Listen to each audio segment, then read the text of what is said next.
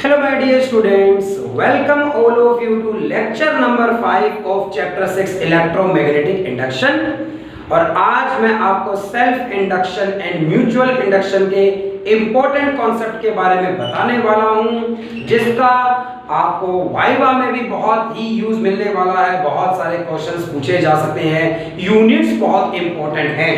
तो previous lecture में आप कोयल को रोटेट कर कर ऑल्टरनेट ईएमएफ कैसे जनरेट कर सकते हैं या डीसी भी जनरेट कर सकते हैं, वो एक तरह से जनरेटर हमने पढ़ा है। एसी जनरेटर या स्प्लिट रिंग्स यूज किए जाए तो डीसी जनरेटर कहा जा सकता है। तो ये सभी बातें आपको क्लियर है कि किस तरह से ईएमएफ इंड्यूस किया जा सकता है, क्या है इलेक्ट्रोमैग्नेटिक इंडक्शन के लॉज, जिसमें Faraday law and Lenz law को हमने पढ़ा है। और आगे इंपॉर्टेंट बात अब आ गई है, एडी करंट्स भी लास्ट क्लास में मैं आपको बता चुका हूं। बड़ा ही उसकी डिसएडवांटेज भी है एडी करंट की और एडवांटेजेस भी हैं। और एक वीडियो से आपने देखा भी था कि किस तरह से उस पेंडुलम में डैम्पिंग हो रही थी जब एडी करंट्स प्रोड्यूस होते हैं। अब अगली बात हम जो जानेंगे, आज का जो हमारा टॉपिक है वो है self induction and mutual induction. तो इसके बारे में आज हम समझेंगे। तो सबसे पहले सेल्फ इंडक्शन के बारे में समझते हैं। ये बड़ा ही अच्छा टॉपिक और बड़ा ही इंपॉर्टेंट कॉन्सेप्ट में है। इसमें आज आपको बताऊंगा सेल्फ इंडक्शन के इस टॉपिक में मैं आपको आज बताऊंगा कि आग लगने का कारण क्या होता है। बहुत सारे केसेस में बिल्डिंग्स में या किसी घर में कभी कभी एलपीजी सिलेंडर लीक होने से आग जो लग जाती है, उसका सबसे बड़ा कारण क्या है। तो सेल्फ इंडक्शन एक फिनोमेनन है। इस फिनोमेनन में मैं आपको समझाऊंगा कि अक्सर अगर सिलेंडर लीक हो रहा है, आपने कोई लाइटर भी ऑन नहीं किया, कोई माचिस नहीं जलाई थी आपने, तो कोई भी ऐसा काम नहीं किया आपने जिससे जो एलपीजी लीक हो गई है किचन में सिलेंडर से वो आग पकड़ सके, तो आपने कोई भी ऐसी फायर तो दी ही नहीं थी, चिंगारी तो कोई दी ही नहीं थी, आग कैसे लग गई। तो ये आपको आज के लेक्चर में पता चलेगा, सेल्फ इंडक्शन से पता चलेगा। सेल्फ इंडक्शन फिनोमेनन की बात करूं, नाम में ही पता चल रहा है क्या होने वाला है। इंडक्शन का मतलब है करंट इंड्यूस करना। हम इस पूरे चैप्टर में इलेक्ट्रिसिटी प्रोड्यूस करने की कोशिश कर रहे हैं, हम करंट किसी कॉइल में इंड्यूस करने की कोशिश कर रहे हैं, ईएमएफ इंड्यूस करने की कोशिश कर रहे हैं। और सेल्फ इंडक्शन का मतलब खुद ही इंड्यूस करे जो। और ऐसा कब होगा अगर मान लीजिए एक कॉइल को कंसीडर किया जाए, तो ये एक सोलिनॉइड है इस तरह की। इस सोलिनॉइड को कंसीडर कीजिए आप, थोड़ा सा इधर की तरफ बनाते हैं ताकि दो केस समझा सकूं आपको। तो पहले अगर मान लीजिए इस तरह की एक कॉइल कंसीडर की जाए, ये एक सोलिनॉइड की तरह है और एक बैटरी इससे कनेक्ट की गई है, पॉजिटिव टर्मिनल नेगेटिव टर्मिनल, और एक की लगाई गई है। आपको पता है अगर की क्लोज्ड दिखाई जाए, अगर मैं यहाँ पर की को क्लोज्ड दिखाऊं, अगर ये डॉट लगा दूं भाई, की को क्लोज दिखाऊं मैं यहाँ पर कि की क्लोज्ड है, सर्किट क्लोज है, स्विच ऑन है और आई करंट इसके अंदर फ्लो हो रहा है, तो ये आई करंट कांस्टेंट करंट होगा, क्योंकि यहाँ मैंने डीसी सोर्स लगाया है और DC battery constant current provide कराएगी आपको। ऑल्टरनेट करंट जो चेंज होगा साइन वेव की तरह या कॉस वेव की तरह, ऐसा प्रोड्यूस होगा आपको। ये हमने जाना था, वो होगा जब आप एसी जनरेटर से करंट ले रहे हैं। अभी हम बैटरी लगाई हुई है, कांस्टेंट करंट होगा, इससे I current, constant magnetic field produce होगी। सोलिनॉइड है एक तरह की, इसके अंदर कितनी मैग्नेटिक फील्ड है, B is equal to mu naught n I है, number of turns per unit length पर डिपेंड करती है, I करंट पर डिपेंड करती है, mu naught कांस्टेंट है। इस वक्त सारी चीजें कांस्टेंट है इसके अंदर, और इसके अंदर मैग्नेटिक फील्ड कांस्टेंट है, कोई करंट नहीं है। लेकिन मैं तो उस कंडीशन की बात करूंगा जब ये की ऐसे मोड में नहीं है भाई, तो इस तरह का स्विच भी लगाकर दिखाया जा सकता है कि ये की टैप करने की, भाई इस तरह से ये की होती है, इसको दबाया जाता है। इस की को अगर प्रेस किया जाए तो की को जब आप प्रेस करोगे टच हो जाएगी, सर्किट क्लोज हो जाएगी, करंट फ्लो होगा एकदम से। अभी तक करंट जीरो था और करंट जीरो से आई की तरफ गया एकदम से। जब की को क्या किया गया है, क्लोज्ड, तो जब की को क्या किया गया है, की प्रेस्ड, की को प्रेस किया गया है, तो जब की को प्रेस करेंगे हम, तो जब की को प्रेस करेंगे, ये एरो देखिए किस डायरेक्शन में की को प्रेस किया गया है, की को प्रेस करूंगा, सर्किट क्लोज हो जाएगी, आई करंट फ्लो होगा।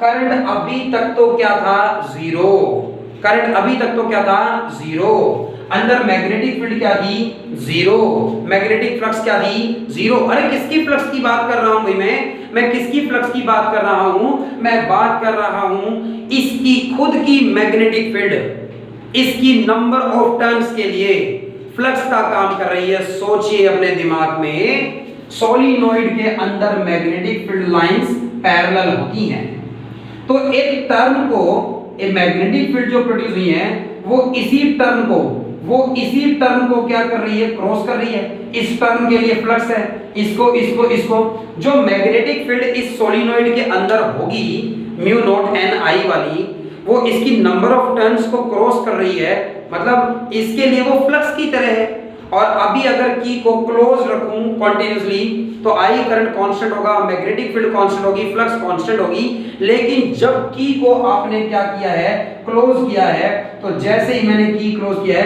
करंट की वैल्यू जीरो थी अभी तक, तो एकदम से करंट सर्किट में इंक्रीज होगा।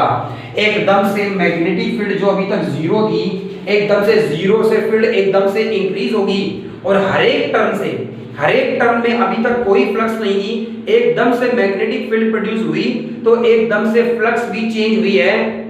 और फ्लक्स जब चेंज हुई है, करंट आई इंक्रीज हो रहा है, इसने अपोजिट डायरेक्शन में एक करंट इंड्यूस किया अपने ही अंदर में। इस कॉइल ने, जिसमें से करंट फ्लो हो रहा है, इसने अपने ही अंदर एक करंट इंड्यूस किया, इंड्यूस्ड करंट इस तरह से होगा क्योंकि फ्लक्स चेंज हुई है। इस कॉइल के अंदर से फ्लक्स क्या हुई है, चेंज हुई है। इसके अंदर एक करंट जरूर इंड्यूस होगा भाई, क्लोज सर्किट है तो करंट इंड्यूस होगा, तो एक करंट इसके अंदर जरूर इंड्यूस होगा भाई। और लेंज कहता है कि अपोजिट डायरेक्शन में होगा। अगर ये करंट इंक्रीज हो रहा है, फ्लक्स इंक्रीज हो रही है, तो ये इंड्यूस्ड करंट फ्लक्स को डिक्रीज करना चाहेगा, इस आई करंट को कम करना चाहेगा, इसलिए अपोजिट डायरेक्शन में करंट इंड्यूस कर लिया। अगर मान लीजिए इस कॉइल की कंडीशन कुछ ऐसी होती कि ये आपने क्या लगाई हुई है, बैटरी लगाई हुई है, पॉजिटिव टर्मिनल, नेगेटिव टर्मिनल, और ये की लगाई हुई है, और ये सोलिनॉइड है इसके अंदर, और आई करंट सर्किट में फ्लो हो रहा होगा। क्योंकि इस वक्त की क्या है, क्लोज्ड। आई करंट इस सर्किट में फ्लो हो रहा होगा क्योंकि की क्या है, क्लोज्ड। और मैं की को रिलीज कर दूं, यानी ये इस डायरेक्शन में जाएगी, यानी ये ओपन हो जाएगी, सर्किट को ओपन कर दूंगा। सर्किट में आई करंट एकदम से टेंड्स टू जीरो, घटेगा करंट एकदम से, डायरेक्शन नहीं बदलेगी भाई। बैटरी का पॉजिटिव नेगेटिव फिक्स है, करंट की डायरेक्शन तो यही रही, लेकिन की को ओपन करो तो ये आई करंट का मैग्नीट्यूड ना घटेगा।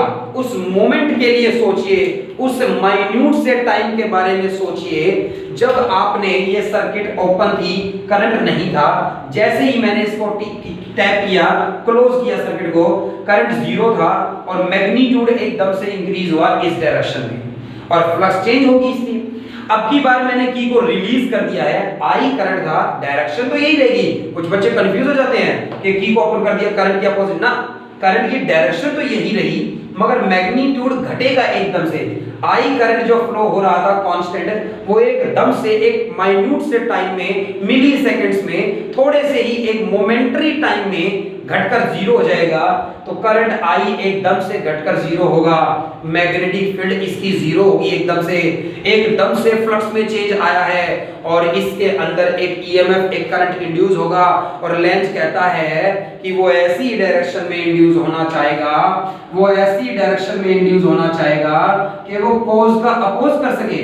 ये आई करंट जो इस डायरेक्शन में था ये मैग्नीट्यूड में घट रहा है ताकि फ्लक्स को घटा सके, ये चाहेगा फ्लक्स इंक्रीज हो ना घटे, घटने से अपोजिट करना है तो फ्लक्स को घटने से रोकेगा। ये ऐसा करने के लिए सेम डायरेक्शन में करंट इंड्यूस करेगा और इंड्यूस्ड करंट की ये डायरेक्शन इस बार होगी अपोज कर रहा है भाई। ये एक तरह का इलेक्ट्रिकल इनर्शिया है।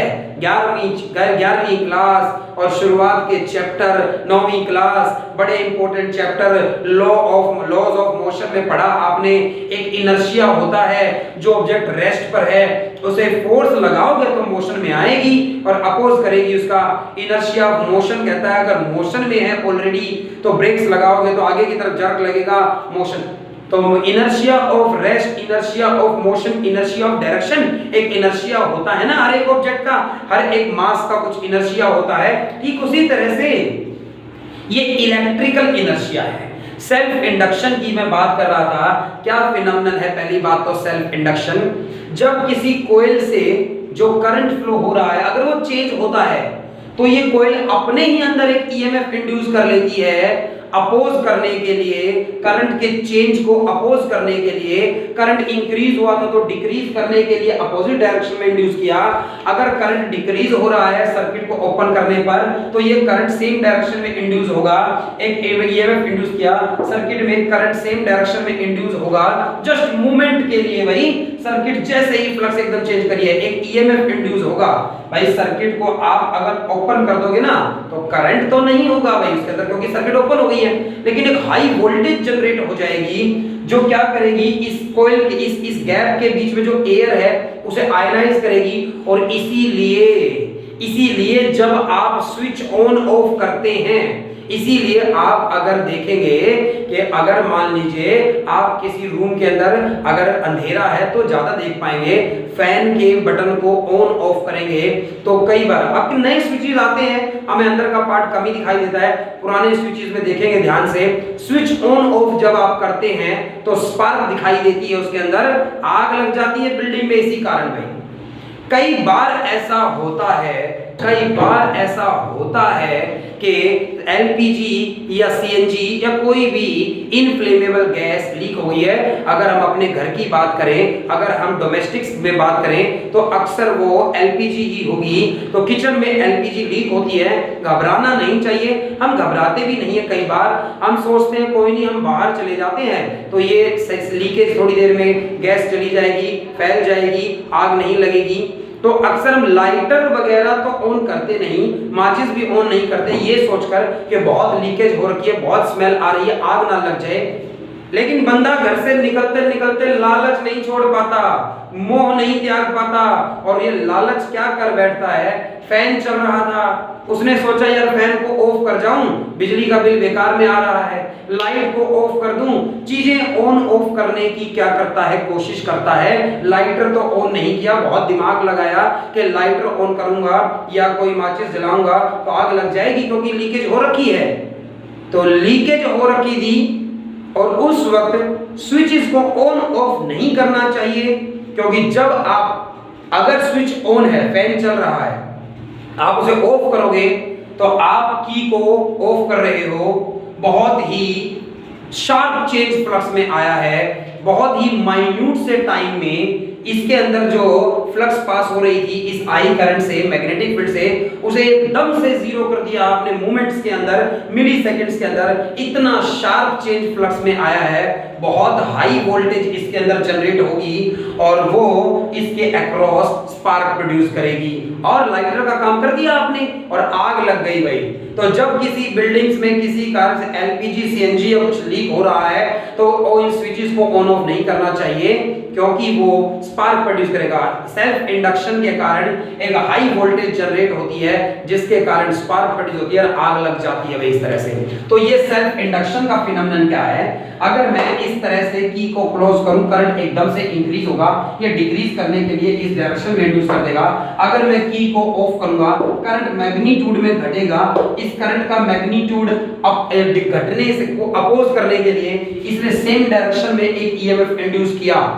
अपोज करेगा हमेशा, ये इलेक्ट्रिकल इनर्शिया है, एक तरह का इनर्शिया है ना, जिस स्टेट में है उस स्टेट में रहना चाहता है, जैसी फ्लक्स पास हो रही थी वैसी मेंटेन करने के लिए वे करंट, जब फ्लक्स इंक्रीज हो रही थी अपोजिट में करंट इंड्यूस करेगा डिक्रीज करने के लिए, और जब मान लीजिए यहाँ पर क्या होगा डिक्रीज होना चाहेगा तो इंक्रीज। ये एक तरह का इनर्शिया ऑफर कर रहा है, अपोज कर रहा है करंट को। करंट डिक्रीज होना चाहेगा तो डिक्रीज होने से रोकना चाहता है, करंट इंक्रीज होना चाहता है तो इंक्रीज होने से रोकना चाहता है। इसका बहुत यूज है आगे, बहुत यूजफुल चीज है ये। मैं इसे अब बार बार सोलिनॉइड नहीं कहूंगा, मैं इसे अब बार बार सोलिनॉइड का नाम नहीं दूंगा, मैं इस कॉइल का नाम क्या रख देता हूं, इंडक्टर। मैं इस कॉइल का नाम क्या रख देता हूं, इंडक्टर। सोलिनॉइड तो इसे तब कहूंगा जब मैं इससे मैग्नेटिक फील्ड प्रोड्यूस करना चाहता हूं, मैग्नेट की तरह यूज करना चाहता हूं, लेकिन अब मैं इसके अंदर करंट इंड्यूस करना चाहता हूं या मैं इसे करंट को कंट्रोल करने के लिए यूज करूंगा आगे चलकर, तो मैं इसे इंडक्टर का नाम दे रहा हूं। ये इंडक्टर है और इस इंडक्टर के अंदर एक फिनोमेनन पढ़ा मैंने, सेल्फ इंडक्शन। भाई तो डेफिनेशन सबसे पहले भाई मैं बोल रहा हूं डेफिनेशन आपके लिए। सेल्फ इंडक्शन एक फिनोमेनन है जिसमें एक कॉइल में ईएमएफ इंड्यूस हो जाएगा जब उसके अंदर से करंट क्या करोगे, चेंज करोगे। तो सेल्फ इंडक्शन क्या है भाई यहाँ पर, it is the phenomenon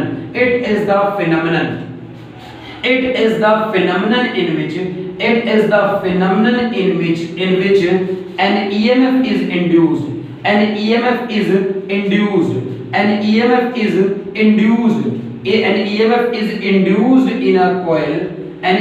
is induced in a coil, when changing current flows through it, when changing current flows through it,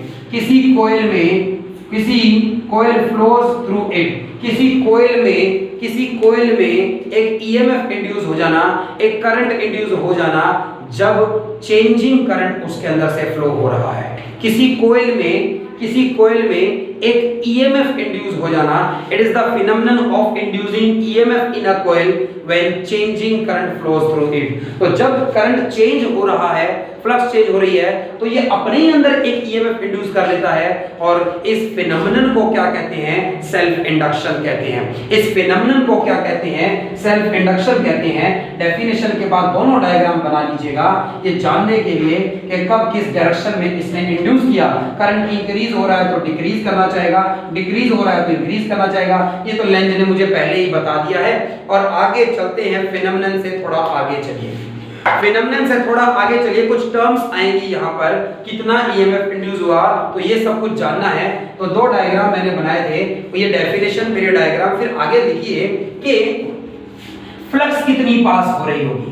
as it is चलते जाइए, कोई बस टॉपिक का नाम सेल्फ इंडक्शन है, पेपर में आपसे कहा जाए डिफाइन सेल्फ इंडक्शन, तो सेल्फ इंडक्शन की डेफिनेशन क्या लिखेंगे कि इस फिनोमेनन को सेल्फ इंडक्शन कहते हैं जिसमें ईएमएफ इंड्यूस हो जाता है इस कॉइल के अंदर जब करंट चेंज हो रहा होता है।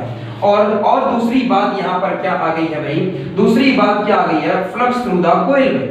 फ्लक्स थ्रू द कॉइल, इस कॉइल से कितनी फ्लक्स पास हो रही होगी, फ्लक्स थ्रू द कॉइल, इस कॉइल से कितनी फ्लक्स पास हो रही होगी, ये फाई डायरेक्टली प्रोपोर्शनल किसके लिखी जा सकती है, आई करंट के। अब इस फिनोमेनन को समझिए भाई, आई करंट सर्किट में फ्लो हो रहा है, मान लीजिए करंट तो तब इंड्यूस, ईएमएफ तो तब इंड्यूस होगा, सेल्फ इंडक्शन तो तब होगा जब ये आई करंट जो इसके अंदर फ्लो हो रहा है ये चेंज होगा। अगर ये बैटरी है तो जब की को क्लोज करोगे और की को ओपन करोगे तभी ये करंट चेंज होगा और तभी ये ईएमएफ क्या करेगा, इंड्यूस करेगा, तभी सेल्फ इंडक्शन होगा। इस बैटरी को हटाकर अगर एसी सोर्स लगा दूं तो एसी तो कॉन्टिन्यूसली चेंज होता रहेगा मैग्नीट्यूड में और डायरेक्शन में, तो ये कॉन्टिन्यूसली क्या करता रहेगा, सेल्फ इंडक्शन करता रहेगा। करंट इंक्रीज हो रहा होगा तो इंक्रीज करना चाहेगा, डिक्रीज हो रहा होगा तो इंक्रीज करना चाहेगा, डायरेक्शन चेंज करना चाहेगा तो चेंज करने से रोकेगा, ऐसे कुछ करता रहेगा ये। बट फिलहाल बैटरी लेकर पढ़ रहे हैं हम। आई करंट सर्किट में फ्लो हो रहा है किसी पर्टिकुलर टाइम पर, मान लीजिए आई करंट इसके अंदर फ्लो हो रहा है, तो जो इस कॉइल से फ्लक्स पास हो रही है वो फ्लक्स इस करंट के डायरेक्टली प्रोपोर्शनल है। मैंने ऐसा क्यों लिख दिया, मैं लॉजिक के साथ बता दूंगा, हालांकि हमें फॉर्मूला लिखने की जरूरत नहीं पड़ेगी। इस सोलिनॉइड के अंदर, इस इंडक्टर के अंदर मैग्नेटिक फील्ड B की वैल्यू कितनी है, म्यू नॉट एन आई है। इसकी एक टर्न का एरिया कितना है, A, तो एक टर्न से कितनी फ्लक्स पास हो रही होगी, magnetic field into area. Total number of turns कितने हैं, n से मल्टीप्लाई कर दूं, ये टोटल फ्लक्स रहेगी। नंबर ऑफ टर्न्स टोटल कितने होंगे, कैपिटल N। मैग्नेटिक फील्ड कितनी है सोलिनॉइड के अंदर, म्यू नॉट एन आई, ये अभी बताई मैंने। और हर एक टर्न का एरिया कितना है, A, ये फ्लक्स की वैल्यू है। अगर तो भाई मैं देखूंगा यहाँ पर म्यू नॉट कांस्टेंट है, नंबर ऑफ टर्न्स कांस्टेंट है, number of turns per unit length constant है, इस कॉइल का एरिया कांस्टेंट है, बच कौन गया भाई, आई। जितना ज्यादा करंट आएगा उतनी ज्यादा क्या होगी, फ्लक्स होगी। क्योंकि जितना ज्यादा करंट होगा उतनी ज्यादा मैग्नेटिक फील्ड प्रोड्यूस करेगी सोलिनॉइड और उतनी ज्यादा फ्लक्स होगी। तो मैंने डायरेक्ट शॉर्ट में लिख दिया है कि भाई फ्लक्स कितनी पास हो रही होगी इस कॉइल से, ये बात डायरेक्टली प्रोपोर्शनल होती है आई करंट की। और phi इज इक्वल टू आई, भाई जब ये प्रोपोर्शनैलिटी साइन हटता है एक कांस्टेंट आता है और वो कांस्टेंट आया है L, कैपिटल L वो कांस्टेंट आया है। बड़ी ही इंपॉर्टेंट टर्म है भाई ये। तो इस कैपिटल L का नाम है coefficient of self induction, coefficient of self induction. इसका नाम क्या है, कोफिशिएंट ऑफ सेल्फ इंडक्शन कहिए, कोफिशिएंट ऑफ सेल्फ इंडक्शन कहिए, या इसका एक नाम सेल्फ इंडक्टेंस भी कहा जा सकता है। इसका एक नाम सेल्फ इंडक्टेंस भी कहा जा सकता है। भाई मिक्स मत कर देना। सेल्फ इंडक्शन मतलब फिनोमेनन का नाम है कि करंट अपने अंदर इंड्यूस करना, एक ईएमएफ अपने अंदर इंड्यूस कर लेना। जब जो करंट फ्लो हो रहा है वो चेंज हो रहा हो, उसे तो कहते हैं, उस फिनोमेनन को कहते हैं सेल्फ इंडक्शन। और एक कांस्टेंट आया है, उस कांस्टेंट का नाम है सेल्फ इंडक्टेंस। ये इंडक्शन है और यहाँ जो कांस्टेंट का नाम है वो सेल्फ इंडक्टेंस लिखा है। या तो सेल्फ इंडक्टेंस कहिएगा या कोफिशिएंट ऑफ सेल्फ इंडक्शन कहिएगा। तो सेल्फ इंडक्शन फिनोमेनन है, तो जो कांस्टेंट आया है उसे या तो कोफिशिएंट ऑफ सेल्फ इंडक्शन कहिए, तो सेल्फ इंडक्शन का कोफिशिएंट कहिए, या फिर उसे कहिए सेल्फ इंडक्टेंस। तो ये इंपॉर्टेंट टर्म याद रहे। फाई फ्लक्स डायरेक्टली प्रोपोर्शनल है किसके, आई के। फाई फ्लक्स डायरेक्टली प्रोपोर्शनल है किसके, आई के। फ्लक्स कितनी पास हो रही है, कांस्टेंट आया एल आई। एल को कहा जाता है कोफिशिएंट ऑफ सेल्फ इंडक्शन और एल को कहा जा सकता है सेल्फ इंडक्टेंस। और यहां पर ये भी लिख दीजिएगा साथ साथ कि इसकी एसआई यूनिट बहुत इंपॉर्टेंट भाई, वाइवा में पूछी जा सकती है आपसे। वाइवा में आपसे पूछा जा सकता है सेल्फ इंडक्टेंस की यूनिट बताइए। सेल्फ इंडक्टेंस की यूनिट का नाम आप हेनरी कहेंगे। सेल्फ इंडक्टेंस की यूनिट का नाम आप कहेंगे हेनरी। हेनरी सेल्फ इंडक्टेंस की क्या होती है, यूनिट होती है। बड़ी ही इंपॉर्टेंट ये बात है। हेनरी क्या होती है, सेल्फ इंडक्टेंस की यूनिट होती है। तो सेल्फ इंडक्टेंस एक कांस्टेंट आया है, मैं इस कांस्टेंट को डिफाइन भी कर दूंगा। आपसे डेफिनेशन पूछी जा सकती है तो आपको के सामने मैं डिफाइन भी करूंगा इसको। तो सेल्फ इंडक्शन एक फिनोमेनन का नाम है। सेल्फ इंडक्शन एक फिनोमेनन का नाम है और सेल्फ इंडक्टेंस एक कांस्टेंट का नाम है। phi is equal to L, phi is directly proportional to I current, constant L आया। इस कांस्टेंट का नाम है कोफिशिएंट ऑफ सेल्फ इंडक्शन या इसका नाम है सेल्फ इंडक्टेंस। और इसकी SI यूनिट क्या होती है, हेनरी। इसकी SI यूनिट क्या होती है, हेनरी इसकी SI यूनिट होती है। तो जब phi फ्लक्स पास हो रही है और I करंट सर्किट में है और फ्लक्स का एक फॉर्मूला है, कितना ईएमएफ इंड्यूस हो जाएगा, कितना ईएमएफ इंड्यूस हो जाएगा, ईएमएफ इंड्यूस्ड इन कॉइल। तो कॉइल में कितना ईएमएफ इंड्यूस हो जाएगा, ये बात कौन बता सकता था, फैराडे बता सकता था। By Faraday law, by Faraday law कितना ईएमएफ इंड्यूस हो जाएगा, E is equal to formula होता है minus d phi by d t के। E इज इक्वल टू बराबर होता है minus d phi by d t के। फाई यहाँ पर क्या है, फ्लक्स, और t के रिस्पेक्ट में डिफरेंशिएशन मतलब फ्लक्स में चेंज कितना आया। और भाई कितनी फ्लक्स पास हो रही है इस कॉइल से किसी t टाइम पर, वो फाई को Li के इक्वल लिखी जा सकती है। और टाइम के साथ क्या चेंज आ रहा है, L सेल्फ इंडक्टेंस तो कांस्टेंट है, बचा di by dt rate of change of current. भाई di बाई dt क्या है यहाँ पर, di बाई dt क्या है यहाँ पर, rate of change of current. भाई जब आप की को क्लोज कर रहे हैं या ऑन ऑफ ओपन कर रहे हैं तो करंट में चेंज आ रहा है I करंट में, और करंट में किस रेट से चेंज आ रहा है, di बाई dt मतलब rate of change of current. Current में कितनी तेजी से चेंज आ रहा है उसी पे डिपेंड करता है कि कितना ईएमएफ इसके अंदर इंड्यूस होगा। तो सेल्फ इंडक्शन जब हुआ, इस कॉइल ने अपने अंदर एक ईएमएफ इंड्यूस किया, कितना ईएमएफ ये अपने अंदर इंड्यूस करेगी। अब मेरे पास उसका एक फॉर्मूला आ गया है, मुझे बार-बार अब फैराडे लॉ पे नहीं जाना पड़ेगा। भाई कोई आपसे पूछे कि एक कॉइल है आपके पास और उस कॉइल में सेल्फ इंडक्शन के कारण, ड्यू टू सेल्फ इंडक्शन कितना ईएमएफ इंड्यूस होगा, उस कॉइल का एक सेल्फ इंडक्टेंस होता है L, और करंट का क्या चेंज, तो सेल्फ इंडक्टेंस L कांस्टेंट है। इस कॉइल का सेल्फ, हर एक कॉइल का एक सेल्फ इंडक्टेंस होगा L, जिसे हम कोफिशिएंट ऑफ सेल्फ इंडक्शन भी कह सकते हैं, जिसकी SI यूनिट हेनरी है, और उसके अकॉर्डिंग फॉर्मूला बना minus L di by dt। इतना ईएमएफ ये कॉइल अपने अंदर इंड्यूस करेगी। वो ईएमएफ डिपेंड करता है di बाई dt मतलब rate of change of current पर। ये I करंट कितनी तेजी से चेंज हो रहा है उतना ज्यादा ईएमएफ इंड्यूस होगा। तो जब आप स्विच को ऑन ऑफ करते हैं भाई, बहुत ही माइन्यूट टाइम के अंदर वो फ्लक्स एकदम से जीरो हो जाती है या एकदम से इंक्रीज हो जाती है और बहुत हाई वोल्टेज जनरेट होती है, इसलिए स्विचेस में स्पार्क दिखाई देती है और इसीलिए आग भी लग जाती है बहुत बार में। तो ये सभी क्लियर बात है भाई आपको। ईएमएफ कितना, सेल्फ इंडक्शन मतलब एक फिनोमेनन का नाम है और वो हमने बड़े अच्छे से समझा, डायग्राम ये सर्किट भी बनाई है भाई इस तरह से। उसके बाद मैंने कोफिशिएंट ऑफ सेल्फ इंडक्शन को इंट्रोड्यूस किया, मतलब सेल्फ इंडक्टेंस L को इंट्रोड्यूस किया, जिसकी SI यूनिट हेनरी है, और कितना ईएमएफ इंड्यूस होगा, d phi by dt, Faraday law लगा दिया, L कांस्टेंट बाहर आ गया, minus L di by dt हो गया भाई यहाँ पर। अब डेफिनेशन भाई, अब डेफिनेशन आपसे पूछी जा सकती है, आप इसी में इसी ये सारा फिनोमेनन पढ़ लिया हमने सेल्फ इंडक्शन का, और इसमें कहा जाए डिफाइन सेल्फ इंडक्टेंस। भाई आप सेल्फ इंडक्टेंस को कैसे डिफाइन करेंगे, भाई कंफ्यूज बिल्कुल नहीं होना है, मिक्स बिल्कुल नहीं करना है। आपको कहा जाए डिफाइन सेल्फ इंडक्शन, अगर आपको कहा गया है डिफाइन सेल्फ इंडक्शन मतलब फिनोमेनन की डेफिनेशन लिखिए कि किसी कॉइल में ईएमएफ इंड्यूस हो जाता है जब करंट उसमें चेंज हो रहा है, उस फिनोमेनन को सेल्फ इंडक्शन कहते हैं। और डिफाइन सेल्फ इंडक्टेंस मतलब उस कांस्टेंट की डेफिनेशन पूछ रहा है आपसे, तो डिफाइन सेल्फ इंडक्टेंस का मतलब कांस्टेंट की डेफिनेशन पूछ रहा है आपसे।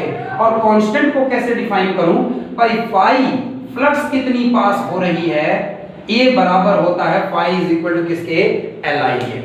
कितनी फ्लक्स पास हो रही है किसी कॉइल से, इसका फॉर्मूला है phi is equal to Li। और अगर L की डेफिनेशन चाहिए है आपको, फ्लक्स के डिवाइड में I कर लिया, या फिर ऐसे करिए, इसको रहने दीजिए इस तरह से, और इसी फॉर्म में आप ये मान लीजिए जब I करंट फ्लो हो रहा है, L एक कॉइल का सेल्फ इंडक्टेंस है, तो कितनी फ्लक्स पास हो रही होगी, Li। अगर if I current is equal to 1 ampere में, अगर कॉइल में 1 एम्पियर का करंट फ्लो हो रहा है, तो उस वक्त जो फ्लक्स है वो किसके इक्वल आ जाती है, सेल्फ इंडक्टेंस के इक्वल आ जा सकती है। तो self inductance, coefficient of self induction को या सेल्फ इंडक्टेंस को कैसे डिफाइन किया जा सकता है, कोफिशिएंट ऑफ सेल्फ इंडक्शन को या सेल्फ इंडक्टेंस को कैसे डिफाइन किया जा सकता है, तो आप ये कह सकते हैं देयरफॉर सेल्फ इंडक्टेंस को कैसे डिफाइन किया जा सकता है, self inductance is the flux, self inductance is the flux linked with a coil. Self inductance is the flux linked with a coil, linked with a coil when unit current flows through it, when unit current flows through it, when unit current flows through it। तो ये बात सभी बच्चों को clear रहेगी। Self inductance जो था मतलब L को मैंने कैसे डिफाइन कर दिया है, किसी कोयल में अगर 1 एम्पियर का करंट फ्लो हो रहा है, यूनिट करंट फ्लो हो रहा है, तो जितनी फ्लक्स पास हो रही है उसके अंदर से वो क्या कहलाएगी, सेल्फ इंडक्टेंस कहलाएगी। तो ये डेफिनेशन आपको पेपर में पूछी जाए और आप बड़े अच्छे से इस तरह से लिख कर आए भाई इसको। तो सेल्फ इंडक्शन फिनोमेनन है एक, उसे समझ लिया। सेल्फ इंडक्टेंस कांस्टेंट है उसे समझ लिया। कितना ईएमएफ इंड्यूस होगा ये जान लिया फॉर्मूले से। अब बात आ रही है आपके सामने, ये डेरिवेशन आपसे 3 मार्क्स में पूछा जा सकता है।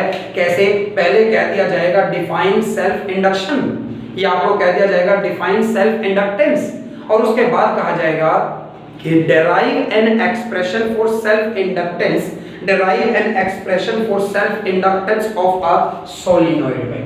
और डेरिवेशन का नाम क्या लिखा है भाई मैंने कहा सेल्फ इंडक्टेंस। इस डेरिवेशन को लिख लीजिएगा, ये बड़ा इंपॉर्टेंट रहेगा इस बार, क्योंकि सिलेबस कटने पर ये बहुत इंपॉर्टेंट बन गया है। बाकी चैप्टर्स का कह रहा हूं, इस चैप्टर से कुछ नहीं कटा है, इस चैप्टर से कुछ भी नहीं कटा है। तो इंपॉर्टेंट यहाँ पर क्या है, ये सेल्फ इंडक्टेंस डिराइव करना है आपको। सेल्फ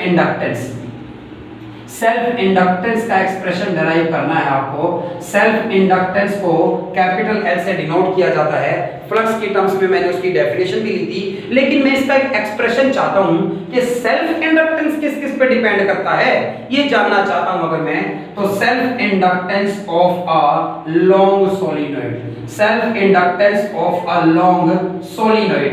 तो एक सोलिनॉइड आपके पास है और सोलिनॉइड का सेल्फ इंडक्टेंस जानना है मुझे। सोलिनॉइड का सेल्फ इंडक्टेंस जानना है मुझे कि एक सोलिनॉइड का सेल्फ इंडक्टेंस कितना होता है। तो पहले आप एक सोलिनॉइड कंसीडर कीजिए। आपके पास एक सोलिनॉइड है, आपके पास एक सोलिनॉइड है, एक सोलिनॉइड को आप कंसीडर करिए इस तरह की। तो ये एक सोलिनॉइड है इस तरह से, और ये जो सोलिनॉइड आपने कंसीडर करी है, आई करंट इसमें फ्लो हो रहा है। जब इस बैटरी से इसे कनेक्ट कर दिया गया है, की को क्लोज, मैं इंड्यूस करने की बात नहीं कर रहा हूं, मैं ईएमएफ इंड्यूस करने की बात नहीं कर रहा। अब मैं सिर्फ और सिर्फ एक कॉइल है, एक सोलिनॉइड है, उसके सेल्फ इंडक्टेंस की बात करना चाहता हूं। तो ये एक कॉइल है, ये एक कॉइल है, इसकी एल क्या है, लेंथ है। इसका एरिया ऑफ क्रॉस सेक्शन, इसका एरिया कैपिटल ए है, जो एरिया है इसका वो कैपिटल ए है। इसकी जो लेंथ है, इसकी जो लेंथ है वो इसके डायामीटर से बहुत बड़ी है। तो ये जो इसकी लेंथ है, इस हम ऐसी सोलिनॉइड के बारे में पढ़ रहे हैं हमेशा से ही जिसकी लेंथ जो है वो डायामीटर से, ये सर्कुलर टर्न का डायामीटर उससे बहुत बड़ी है भाई। एरिया इसका ए है और स्मॉल एन भाई, स्मॉल एन इसके क्या है, number of turns per unit length है। और कैपिटल एन क्या है, कैपिटल एन क्या है, total number of turns. Capital N क्या है, इसके टोटल नंबर ऑफ टर्न्स है भाई इस तरह से। तो ये एक सोलिनॉइड कंसीडर करी मैंने जिसकी number of turns capital N है, जिसका एरिया ए है, लेंथ इसकी एल है, और आई करंट बैटरी से आया है जो इसके अंदर फ्लो कर रहा है।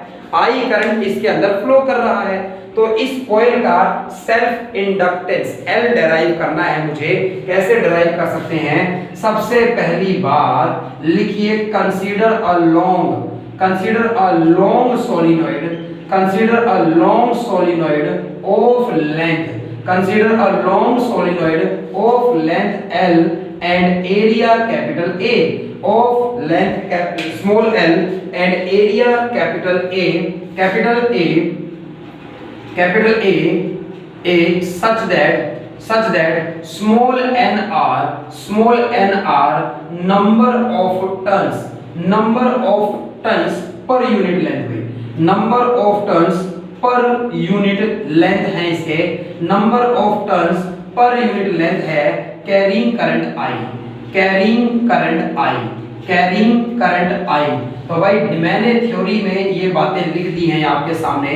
क्या क्या बातें लिख दी मैंने कि एक सोलिनोइड हमने कंसीडर करी है, L लेंथ है, एरिया A है, number of turns per unit length small n है, number of turns per unit length small n है, और I इसके अंदर करंट फ्लो हो रहा है। अगर ऐसा है, therefore magnetic field inside solenoid, magnetic field inside the solenoid, magnetic field inside the solenoid, magnetic field inside the solenoid. Solenoid के अंदर मैग्नेटिक फील्ड कितनी है भाई? सोलिनॉइड के अंदर मैग्नेटिक फील्ड होती है म्यू नॉट एन आई। ये सभी बच्चों को पता है, ये चौथे चैप्टर में मैंने डिराइव किया था, एम्पियर सर्किटल लॉ का यूज किया था सोलिनॉइड से मैग्नेटिक फील्ड को डिराइव करने के लिए। भाई सोलिनॉइड से मैग्नेटिक फील्ड को डिराइव करने के लिए मैंने एम्पियर सर्किटल लॉ का यूज किया था, और B = म्यू नॉट एन आई आया था। म्यू नॉट यहाँ एक कांस्टेंट है, absolute permeability of free space, खाली स्पेस है अंदर, मैंने मान लिया। n number of turns per unit length है इसके, I करंट इसके अंदर फ्लो हो रहा है, इतनी मैग्नेटिक फील्ड अंदर है। ये मैग्नेटिक फील्ड हर एक टर्न को क्रॉस कर रही है, हर एक टर्न को क्रॉस कर रही है, तो इसका मतलब मैग्नेटिक फ्लक्स की वैल्यू, इसका मतलब मैग्नेटिक फ्लक्स की value, magnetic flux through each turn, magnetic flux through each turn, हर एक टर्न से कितनी फ्लक्स पास हो रही है भाई? मैग्नेटिक फील्ड इनटू में क्या कर दो? एरिया। मैग्नेटिक फील्ड इनटू में क्या कर दीजिए? एरिया। मैग्नेटिक फील्ड की वैल्यू म्यू नॉट एन आई है, और हर एक टर्न का एरिया कितना है? ए। हर एक टर्न का एरिया कितना है? ए। cos थीटा नहीं लिया भाई, क्योंकि मैग्नेटिक फील्ड बिल्कुल परपेंडिकुलर है एरिया के। तो भाई म्यू नॉट एन आई यहाँ पर फ्लक्स का फॉर्मूला लगाया है, और मैग्नेटिक फील्ड की वैल्यू म्यू नॉट एन आई है, और हर एक टर्न का एरिया कितना है? ए। तो बहुत सारी टर्न्स है यहाँ पर, टोटल फ्लक्स क्या होगी भाई? बहुत सारी टर्न्स है यहाँ पर, टोटल फ्लक्स क्या होगी? तो टोटल फ्लक्स क्या होगी भाई? Total flux through solenoid, total flux through solenoid. इस सोलिनॉइड से टोटल फ्लक्स कितनी पास हो रही है? phi बराबर है, हर एक टर्न से इतनी फ्लक्स पास हो रही है, टोटल नंबर ऑफ टर्न्स इसकी कैपिटल N है, तो capital N into mu naught into I into में एरिया। ये बात हर बच्चे को क्लियर रहे कि टोटल नंबर ऑफ टर्न्स से मल्टीप्लाई कर दिया। भाई मैग्नेटिक फील्ड सोलिनॉइड के अंदर कितनी है? ये फॉर्मूला पहले से ही आता है हमें, हर एक टर्न से कितनी फ्लक्स पास हो रही होगी, एरिया से मल्टीप्लाई कर दिया मैंने इसको, फ्लक्स बन गई। और टोटल नंबर ऑफ टर्न्स कितनी है? कैपिटल N से मल्टीप्लाई करने पर टोटल फ्लक्स बन गई भाई। टोटल फ्लक्स जो इस सोलिनॉइड से पास हो रही है वो ऐसे लिखी जा सकती है, phi flux is equal to mu naught, ये जो स्मॉल n है number of turns per unit length है, ये जो स्मॉल n है number of turns per unit length, क्या लिखा जा सकता है? Total number of turns divided by length लिखा जा सकता है। यही तो मतलब होता है number of turns per unit length का। और ये पहले से कैपिटल N है तो N का स्क्वायर हो जाएगा, A है, I है, और डिवाइड में लेंथ आ जाएगी। ये इक्वेशन नंबर 1 नाम कीजिए। इतनी फ्लक्स पास हो रही है इस सोलिनॉइड के अंदर से। थोड़ी देर पहले हमने जो पढ़ा है, थोड़ी देर पहले जो स्टडी करी है, ऑल्सो phi फ्लक्स का फॉर्मूला तो L इंटू में I भी लिखा जा सकता है। थोड़ी देर पहले जो फॉर्मूला पढ़ा है सेल्फ इंडक्शन के में कि इस सोलिनॉइड का सेल्फ इंडक्टेंस अगर L है, I करंट इसके अंदर फ्लो हो रहा है, तो फ्लक्स तो Li भी लिखी जा सकती है। और वैसे फ्लक्स के फॉर्मूले से डिराइव कर जो फ्लक्स आई है वो ये लिखी जा सकती है। इक्वेट कर दीजिए भाई दोनों को। Therefore self inductance L into में I इस फ्लक्स के बराबर रख दीजिए mu naught n square AI upon में लेंथ भाई। कैपिटल L ध्यान दीजिएगा सेल्फ इंडक्टेंस है, कोफिशिएंट ऑफ सेल्फ इंडक्शन है, स्मॉल l लेंथ है सोलिनॉइड की। I से I अगर कट गया, I से I अगर कट गया, अगर I करंट से I करंट को कैंसिल कर दिया जाए तो इस सोलिनॉइड का सेल्फ इंडक्टेंस, इस सोलिनॉइड का सेल्फ इंडक्टेंस का एक्सप्रेशन आ जाएगा। इस सोलिनॉइड के सेल्फ इंडक्टेंस कैपिटल L का एक्सप्रेशन म्यू नॉट n का स्क्वायर और a डिवाइडेड बाई L होगा। इस तरह से सेल्फ इंडक्टेंस का एक्सप्रेशन आ जाता है। और अब आप देख पाएंगे नंबर ऑफ टर्न्स इंक्रीज करने पर सेल्फ इंडक्टेंस इंक्रीज होगा भाई, n स्क्वायर के प्रोपोर्शनल है। ज्यादा टर्न्स होगी, ज्यादा फ्लक्स होगी, ज्यादा सेल्फ इंडक्टेंस होगा। लेंथ को कम करने पर, एरिया को बढ़ाने पर खास बात क्या पूछी जाएगी, इनको चेंज बहुत ही कम करेगा। अगले चैप्टर में ऐसे क्वेश्चंस आएंगे कि सेल्फ इंडक्टेंस पर क्वेश्चन डिपेंड करेंगे। ये सेल्फ इंडक्टेंस आया है mu naught n square a by l इस सोलिनॉइड का, अंदर जब क्या है वैक्यूम खाली स्पेस है। अगर इस सोलिनॉइड के अंदर एक इस तरह की सिलेंड्रिकल कोर इंट्रोड्यूस कर दी जाए, ये जो सोलिनॉइड के अंदर का खाली स्पेस है, इस खाली स्पेस को एक सॉफ्ट आयरन से, एक मटेरियल से भर दीजिए। If soft iron of relative permeability, soft iron of relative permeability,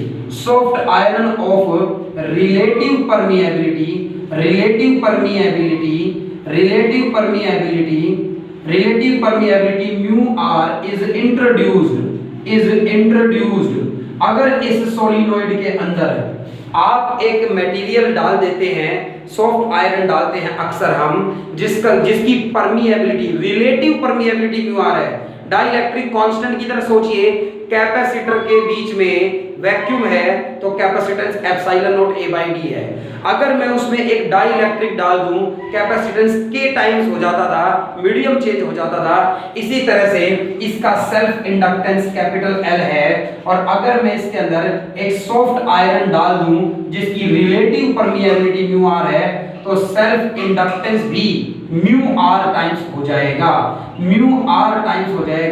जैसे k टाइम्स हो जाता था कैपेसिटेंस, ऐसे म्यू r टाइम्स हो जाएगा सेल्फ इंडक्टेंस इस सोलिनॉइड का।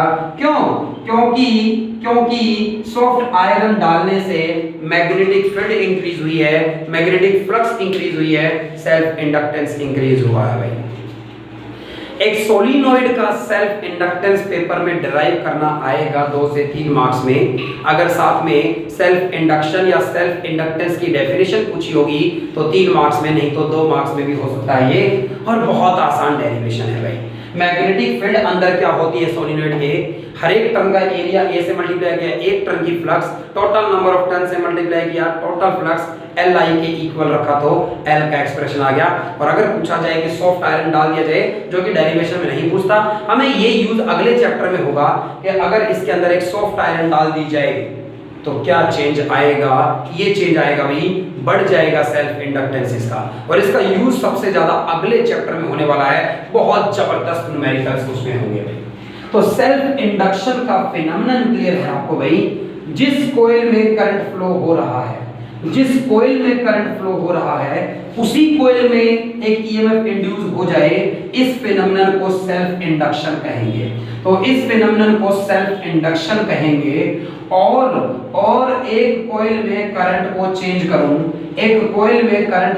करूं, और दूसरी कॉइल में करंट इंड्यूस हो जाए भाई। एक कॉइल में करंट को चेंज करूं और दूसरी में करंट इंड्यूस हो जाए, उसे कहेंगे म्यूचुअल इंडक्शन भाई। एक और फिनोमेनन का नाम सुनिए भाई, इस फिनोमेनन का नाम है म्यूचुअल इंडक्शन भाई। बड़ा ही अच्छा ये फिनोमेनन है। इस बहुत आसान है, क्योंकि आपने पिछला पढ़ लिया, तो ये भी बिल्कुल आसान है भाई। म्यूचुअल इंडक्शन फिनोमेनन कैसा है भाई, आपके पास अब की बार 2 कॉइल होनी चाहिए भाई। आपके पास अब की बार 2 कॉइल होनी चाहिए, एक कॉइल ऐसी, एक कॉइल ऐसी, जिसमें आप करंट को चेंज कर सकें। जब मैं इस कॉइल के अंदर की को क्लोज करूंगा, जब मैं इसके की को क्लोज करूंगा और ओपन, अगर मैं इसे क्लोज करूं या फिर मैं इसे क्या करूं ओपन, तो करंट इसके अंदर चेंज होगा। तो इस कॉइल के अंदर आई करंट जो था वो या तो 0 से आई, अगर की को क्लोज करूंगा तो करंट 0 से आई पर जाएगा, अगर ओपन करूंगा तो आई करंट 0 की तरफ जाएगा। तो इसके अंदर सेल्फ इंडक्शन तो होगा ही होगा भाई, लेकिन इसके पास एक दूसरी कॉइल रखी हुई है नेबरिंग कॉइल में। इसके पास एक दूसरी कॉइल, ये कॉइल 1 है, ये पहली कॉइल है कॉइल 1, ये पहली कॉइल है जिसका नाम प्राइमरी कॉइल भी है भाई। ये पहली कॉइल है जिसका नाम प्राइमरी कॉइल है, और ये दूसरी कॉइल है जिसमें आप फ्लक्स चेंज करना चाहते हैं, और ये सेकेंडरी कॉइल है भाई।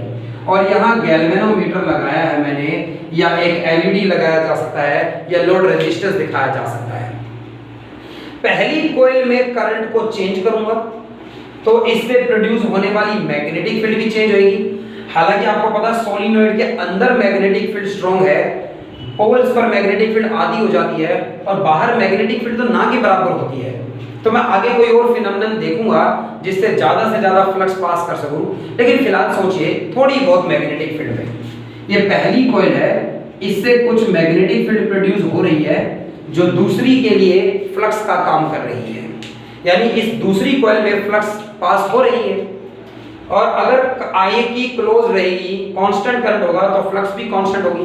लेकिन जब की को क्लोज किया होगा, आई करंट इंक्रीज हुआ होगा, फील्ड इंक्रीज हुई होगी, फ्लक्स इंक्रीज हुई होगी, ये दूसरी कॉइल अपने अंदर एक ईएमएफ इंड्यूस करेगी, अपोज करने के लिए इंड्यूस करेगी। अगर ये फ्लक्स इंक्रीज हो रही है तो ये इस तरह से इंड्यूस करेगी, डिक्रीज करना चाहिए। अगर डिक्रीज हो रही है तो इस तरह से इंड्यूस करेगी, इंक्रीज। डायरेक्शन तो आपको पता है लेंज लॉ से।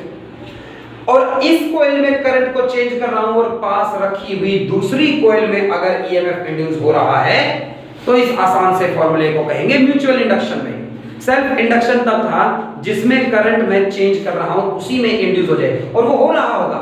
ये मत सोचिए कि म्यूचुअल इंडक्शन में तो सेल्फ इंडक्शन नहीं होगा। इस कॉइल के अंदर करंट को अगर चेंज करूंगा तो कॉइल 1 में सेल्फ इंडक्शन होगा, और इन दोनों में क्या होगा, म्यूचुअल। मतलब इसमें करंट चेंज करूंगा और पास रखी हुई दूसरी में जब फ्लक्स चेंज होगी और एक ईएमएफ इंड्यूस होगा तो उसे कहेंगे म्यूचुअल इंडक्शन। और ये करंट चेंज हो रहा है तो ये अपने ही अंदर जो इंड्यूस कर रही है वो है सेल्फ इंडक्शन में। जहां म्यूचुअल इंडक्शन है वहां सेल्फ इंडक्शन भी हो सकता है, इसमें कोई दिक्कत वाली बात नहीं है आपके लिए। और म्यूचुअल इंडक्शन एक फिनोमेनन है। म्यूचुअल इंडक्शन एक फिनोमेनन है और बड़ा आसान है कि it is the phenomenon of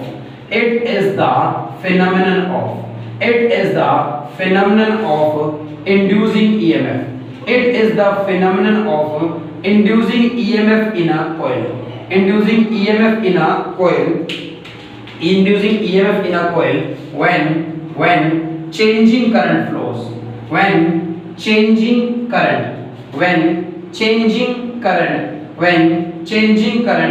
flows in neighboring coil. When changing current flows in neighboring coil. तो जब दूसरी कॉइल के अंदर it is the phenomenon of inducing EMF in a coil when changing current flows in neighboring coil. किसी coil में EMF induce करना जब पास रखी हुई दूसरी कॉइल में करंट क्या हो रहा है, चेंज हो रहा है। इस फिनोमेनन को क्या कहा जाएगा, म्यूचुअल इंडक्शन कहा जाएगा। इस फिनोमेनन को म्यूचुअल इंडक्शन कहा जाएगा। ये इसका डायग्राम रहेगा, और फिर इस डायग्राम के बाद बात आती है ये कि फ्लक्स कितनी पास हो रही है दूसरी कॉइल में भाई, मतलब सेकेंडरी में। ये बात डायरेक्टली प्रोपोर्शनल होगी करंट कितना फ्लो हो रहा है प्राइमरी में। भाई इसमें कितनी फ्लक्स पास होगी, ये बात डिपेंड करती है कि ये कितनी मैग्नेटिक फील्ड प्रोड्यूस कर रही है, और वो डिपेंड करती है इसमें करंट कितना है। तो सेकंड की फ्लक्स किस पे डिपेंड करती है, पहली के करंट पे डिपेंड करती है। तो सेकेंडरी की फ्लक्स डायरेक्टली प्रोपोर्शनल है किसके, करंट कितना है प्राइमरी में, और एक कांस्टेंट लेकर आना था, वो कांस्टेंट m है सेकेंडरी का विद रिस्पेक्ट टू प्राइमरी लिख दीजिए, सेम ही होता है वैसे, आगे प्रूव भी कर देंगे। और करंट कितना है प्राइमरी में, और ये जो कांस्टेंट यहाँ आया है ये आपने ड्रॉ कर लिया है, मैं रब कर देता हूं इसको। और कितना इसके अंदर इंड्यूस हुआ, कितना इसके अंदर इंड्यूस होगा, सेकंड में कितनी फ्लक्स पास हो रही है, ये डायरेक्टली प्रोपोर्शनल। पहली वाले में करंट कितना है, एक कांस्टेंट आया m, और ये m कहलाता है कोफिशिएंट ऑफ म्यूचुअल इंडक्शन में, ये कहलाता है कोफिशिएंट ऑफ, ये कहलाता है कोफिशिएंट ऑफ म्यूचुअल इंडक्शन। आप नाम में कभी कंफ्यूज ना हो भाई, मैं फिर कह रहा हूं, अगर आप कोफिशिएंट लगाते हैं तो पढ़ेंगे कोफिशिएंट ऑफ म्यूचुअल इंडक्शन, या इसका नाम पढ़ा जा सकता था म्यूचुअल इंडक्टेंस, या फिर इसका नाम पढ़ा जा सकता था म्यूचुअल इंडक्टेंस। तो इंडक्टेंस आएगा नाम जब आप म्यूचुअल इंडक्टेंस लिख रहे हैं, कोफिशिएंट लगा रहे हैं तो कोफिशिएंट ऑफ म्यूचुअल इंडक्शन होगा भाई। और बड़ी इंपॉर्टेंट बात भाई, एसआई यूनिट इसकी क्या होगी, एसआई यूनिट इसकी क्या होगी, एसआई यूनिट इसकी भी हेनरी होगी। बड़ी इंपॉर्टेंट बात है भाई ये, self inductance and mutual inductance जो कांस्टेंट्स हैं उनकी यूनिट्स क्या होती है, हेनरी। पूछा जाए डिफाइन म्यूचुअल इंडक्शन मतलब फिनोमेनन को डिफाइन करना है, पूछा जाए म्यूचुअल इंडक्टेंस मतलब कांस्टेंट की डेफिनेशन लिखनी है और इस कांस्टेंट की यूनिट है। ईएमएफ कितना इंड्यूस होगा सेकेंडरी में, EMF induced in secondary, EMF induced in secondary, secondary में कितना ईएमएफ इंड्यूस होगा, ये तो फैराडे लॉ से पता चलेगा by Faraday law, Faraday law बताएगा इस बात को। और फैराडे लॉ कहता है कितना ईएमएफ इंड्यूस होगा, इसका फॉर्मूला है माइनस डी फाई बाई किसके, dt के। और आगे यहां पर लिख देता हूं is equal to minus d by dt। और भाई फाई फ्लक्स तो इस फॉर्मूले से लिखी जा सकती है mi, और भाई m एक कांस्टेंट है, और भाई di बाई dt। करंट कितनी तेजी से, करंट किस रेट से चेंज हो रहा है, करंट किस रेट से चेंज हो रहा है, इस बात पे डिपेंड करता है कि जब प्राइमरी में करंट को चेंज करोगे तो पास रखी हुई दूसरी कॉइल में म्यूचुअल इंडक्शन के कारण कितना ईएमएफ इंड्यूस होगा, minus M d I by d t, जिसमें एम कांस्टेंट है, म्यूचुअल इंडक्टेंस उसका नाम है, कोफिशिएंट ऑफ म्यूचुअल इंडक्शन कह सकते हैं, हेनरी उसकी एसआई यूनिट है। और मैं उसे डिफाइन भी करने जा रहा हूँ, मैं उसे डिफाइन भी करने जा रहा हूं। अगर आपसे पूछा गया है कि डिफाइन म्यूचुअल इंडक्टेंस, भाई आपसे पेपर में कहा जाए define mutual inductance, mutual inductance को डिफाइन करिए। अगर आपको पेपर में कहा जाए डिफाइन म्यूचुअल इंडक्टेंस, आप लिखिएगा भाई, मैं बोलूंगा इस डेफिनेशन को। अगर आपको डिफाइन म्यूचुअल इंडक्टेंस कहा गया है मतलब आपको कांस्टेंट की डेफिनेशन लिखनी है। भाई बच्चे बहुत ध्यान से पढ़ लिए क्वेश्चन को पहले। अगर कहा जाए डिफाइन म्यूचुअल इंडक्शन, अगर आपको कहा जाए डिफाइन म्यूचुअल इंडक्शन तो फिनोमेनन की डेफिनेशन लिखिएगा कि सेकेंडरी में ईएमएफ इंड्यूस होना जब प्राइमरी में करंट क्या किया जाएगा, चेंज। इस फिनोमेनन को कहेंगे म्यूचुअल इंडक्शन। आपको कहा जाए डिफाइन म्यूचुअल इंडक्टेंस, इंडक्टेंस को कैसे डिफाइन करेंगे, इंडक्टेंस मतलब कांस्टेंट है, फाई की वैल्यू बराबर आई है एम आई। अगर current in primary, if current in primary, अगर प्राइमरी में करंट आई की वैल्यू 1 एम्पियर कर दी जाए तो flux in secondary, flux in secondary, secondary से कितनी फ्लक्स पास हो रही होगी, वो फाई बराबर किसके आ जाती है, एम के।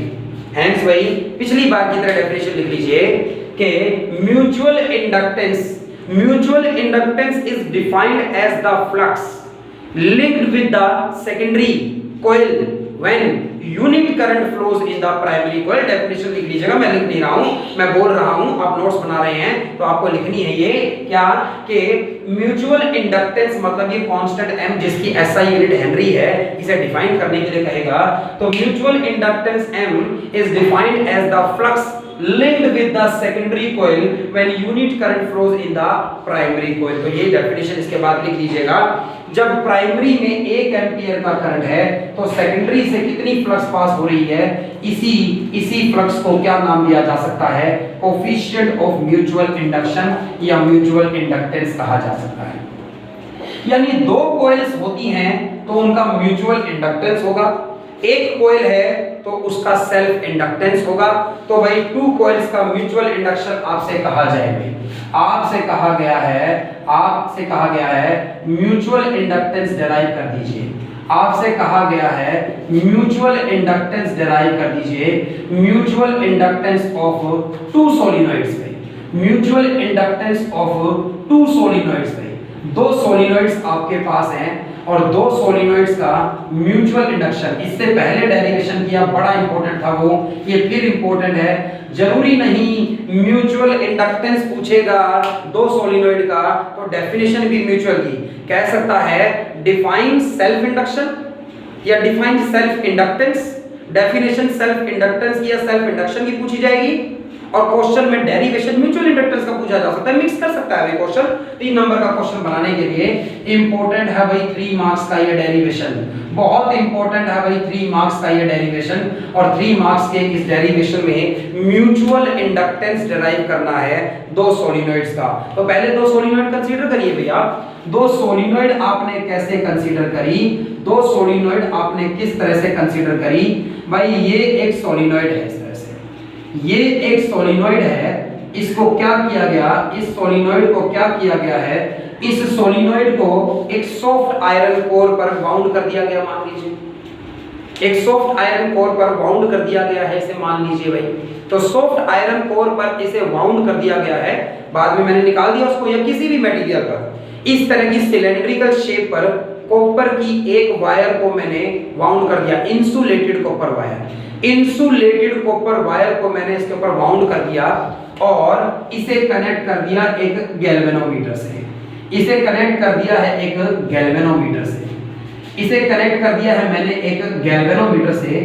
तो ये एक कॉइल है इस तरह से, तो ये कॉइल है, इसे गैल्वेनोमीटर से कनेक्ट कर दिया गया है। और मान लीजिए ये सेकेंडरी कॉइल है भाई, ये मान लीजिए कैसी कॉइल है आपके पास, सेकेंडरी कॉइल है भाई। तो ये सेकेंडरी कॉइल है आपके पास S2, ये सेकेंडरी कॉइल है, सोलिनॉइड S2 है ये मान लीजिए। तो फिर S1 कहां पर है, तो भाई मैं इसके पास रखूंगा अगर दूसरे वाली को, तो इसकी थोड़ी सी ही फ्लक्स ऐसी होगी जो इसको क्रॉस करेगी। ज्यादातर फ्लक्स तो वेस्ट हो रही है भाई, सारी फ्लक्स तो यूज नहीं हो रही। पहले आप इस तरह के सिलेंड्रिकल ऑब्जेक्ट पर पहली कॉइल को, कॉपर की पहली वायर को बाउंड कर दीजिए, गैल्वेनोमीटर से ले जाकर कनेक्ट कर दीजिए। ये तो बन गई आपकी एक सोलिनॉइड है। अब इसी के ऊपर इंसुलेटेड है तो कोई दिक्कत नहीं है, इंसुलेटेड है, कवरिंग है, तो कॉपर की एक और वायर लपेट दीजिए इसी के ऊपर भाई। कॉपर की एक और वायर इसी के ऊपर बाउंड कर दीजिए और उसे एक बैटरी से कनेक्ट करेंगे हम।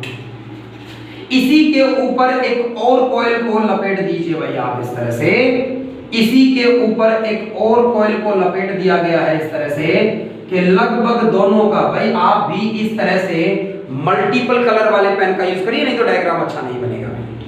इसी के ऊपर मैंने एक दूसरी कॉइल को बाउंड कर दिया है जिसके अंदर कुछ आई करंट फ्लो हो रहा है और ये सोलिनॉइड नंबर 1 है, मतलब ये प्राइमरी कॉइल है, ये प्राइमरी कॉइल है और ये प्राइमरी कॉइल S1 है, मतलब ये सोलिनॉइड नंबर 1 है। तो दो सोलिनॉइड हैं और मुझे दो सोलिनॉइड के म्यूचुअल इंडक्टेंस का डेरिवेशन करना है। किसी बैटरी से मैंने इसे कनेक्ट कर दिया है, की लगाई है, क्लोज कर दी है, आई करंट फ्लो हो रहा है इस तरह से। तो ये जो सोलिनॉइड 1 है, इस सोलिनॉइड 1 के अंदर रखी हुई है सोलिनॉइड S2 है। जितनी भी मैग्नेटिक फील्ड है S1 की, वो सारी मैग्नेटिक फील्ड S2 के लिए फ्लक्स का काम कर रही है। स्ट्रॉन्ग मैग्नेटिक फील्ड में रख दिया है, ज्यादा से ज्यादा मैग्नेटिक फील्ड का यूज कर रहे हो आप, ज्यादा से ज्यादा फ्लक्स का यूज कर रहे हो आप। फ्लक्स का लॉस कम कर दिया है भाई मैंने, बहुत ही कम कर दिया है। इस इंपॉर्टेंट डेरिवेशन को देखिएगा। अब आपको ये चाहिए कि consider two long solenoids, consider two long solenoids S1 and S2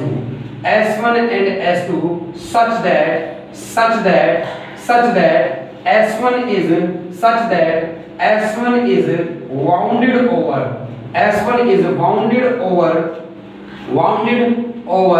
S1 और S1 के ऊपर ही लपेट दिया गया इस तरह से। और कैपिटल N1 क्या है? कैपिटल N1 क्या है? नंबर ऑफ टर्न्स हैं किसके? S1 के। स्मॉल n1 क्या है? Number of turns per unit length भाई, number of turns per unit length है ऑफ किसके, S1 के।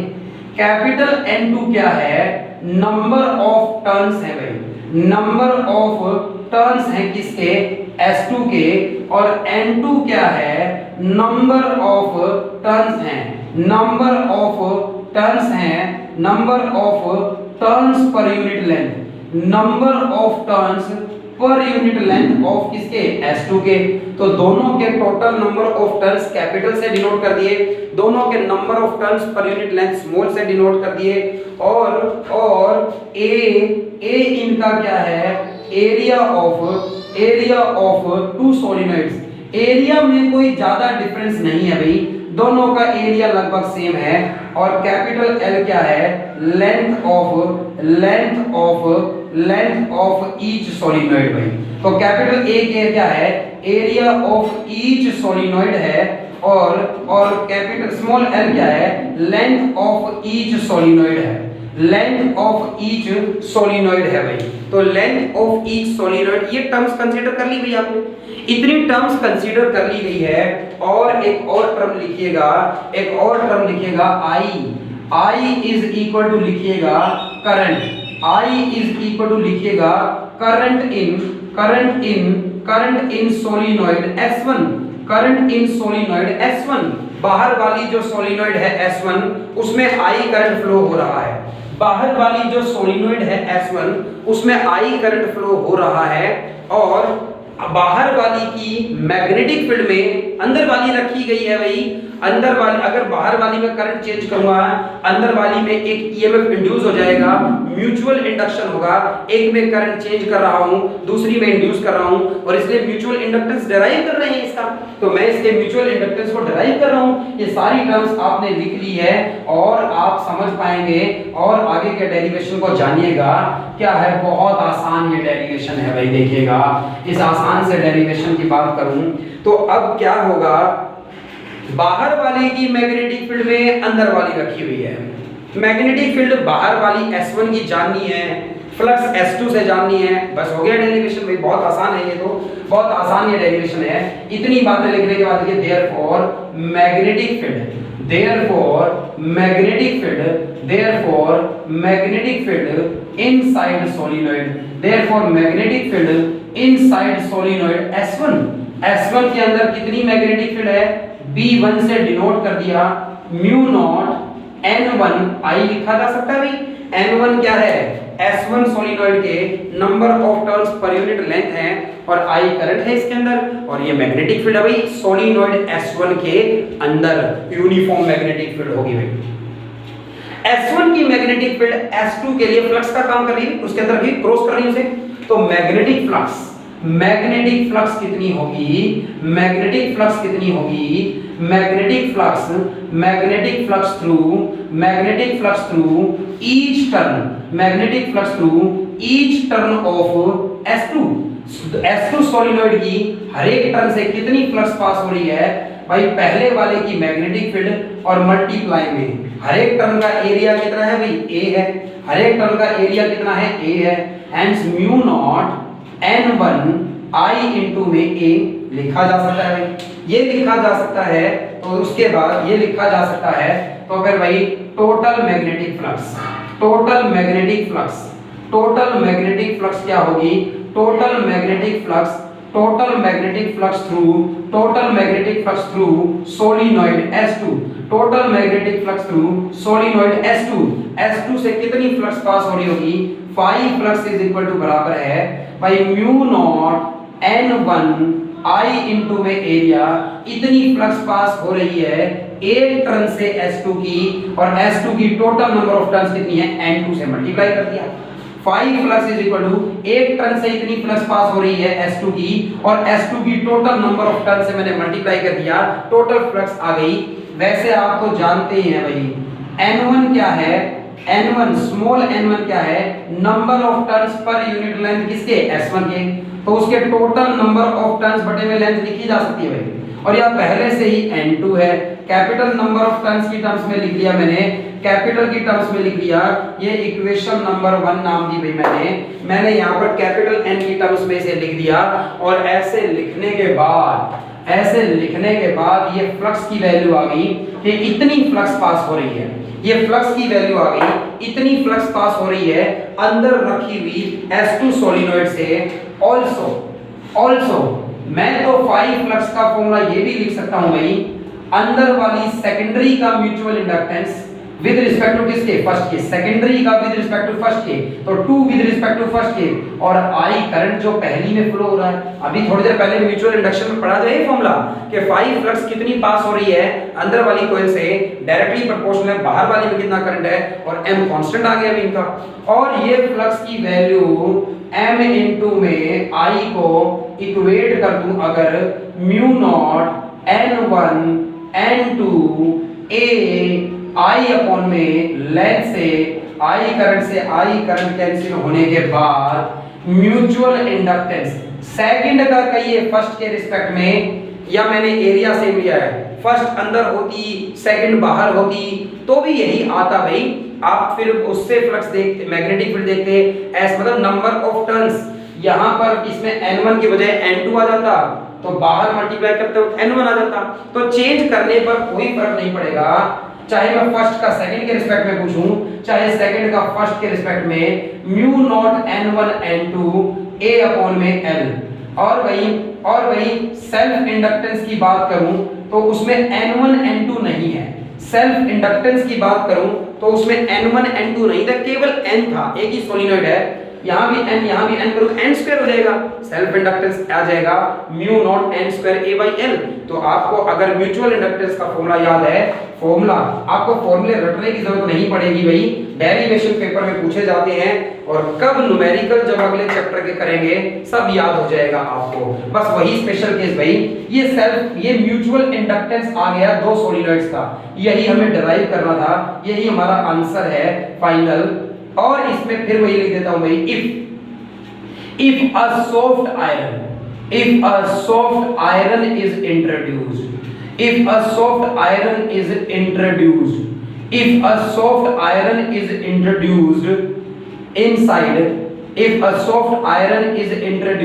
मतलब ये दोनों ही कोयल अगर किसी सॉफ्ट आयरन पर बाउंड किए जाते तो अंदर का स्पेस खाली नहीं होता। भाई मैंने इन्हें किसी के ऊपर बाउंड तो किया था लेकिन निकाल दिया फिर उसको, और ऐसी शेप की सोलिनॉइड्स बन गई तो अंदर अभी वैक्यूम है मैंने मान लिया, तो ये म्यूचुअल इंडक्टेंस आया है। अगर अंदर एक सॉफ्ट आयरन इंट्रोड्यूस कर दी जाए, if a soft iron is introduced inside, तो सॉफ्ट आयरन को इंट्रोड्यूस अगर कर दिया जाए तो म्यूचुअल इंडक्टेंस क्या होगा, रिलेटिव परमिएबिलिटी सॉफ्ट आयरन की कुछ म्यू r है मान लीजिए, और mu naught n1 n2 a divided by l। कहने का मतलब म्यू r टाइम्स इंक्रीज हो जाता है, जैसे डाइइलेक्ट्रिक डालने पर कैपेसिटेंस k टाइम्स हो जाता है, ऐसे ही सॉफ्ट आयरन इंट्रोड्यूस करने पर म्यू r टाइम्स ये इंक्रीज हो जाता है। तो ये इस चैप्टर की बातें आप सभी को क्लियर रहे और बहुत सारे क्वेश्चंस प्रैक्टिस के लिए हम कर पाएंगे इसके। तो टॉपिक वाइज मैं इस चैप्टर को बिल्कुल ओवर करता हूं भाई, टॉपिक्स मैंने सारे इन 5 लेक्चर्स में आपके सामने कवर किए हैं और ये चैप्टर कंप्लीट है मेरी तरफ से। टॉपिक्स सारे हमने कंसीडर करे, सारे कॉन्सेप्ट, सारे वाइवा के क्वेश्चंस आप कर पाएंगे इससे, और प्रैक्टिस के लिए बहुत सारे क्वेश्चंस मैं आपको सेंड करूंगा जिन्हें आप करिए प्रैक्टिस, पूछेंगे, हम डिस्कस करेंगे, असाइनमेंट लेक्चर रखेंगे हम उसका, जिसमें हम इस चैप्टर के क्वेश्चंस को डिस्कस करेंगे। तो गाइस इस चैप्टर को बिल्कुल कंप्लीट कर दिया गया है मेरी तरफ से और आप खूब इसकी प्रैक्टिस करिए। हम आगे अगले चैप्टर की बात करेंगे और तब तक आप यूं ही प्रैक्टिस करते रहिए, लगे रहिए और वीडियो लेक्चर से पढ़ते रहिए और घर पर रहकर सेफ रहिए, स्कूल खुलने का इंतजार करिए। Thanks guys.